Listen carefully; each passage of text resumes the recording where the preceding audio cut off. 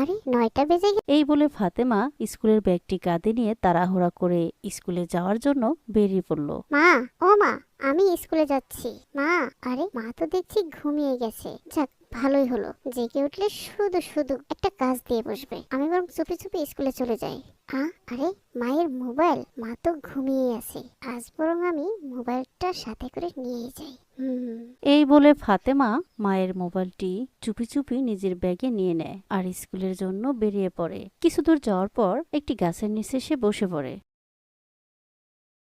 না, আজ এমনিতেই স্কুলে যেতে মন চাচ্ছে না, তার ভিতরে আবার অনেকটা দেরি হয়ে গেছে। আজ আর স্কুলে যাব না, বরং এখানে বসে বসে মোবাইলে গেমস খেলি। স্কুল ছুটির সময় হলে বাড়ি ফিরে যাব।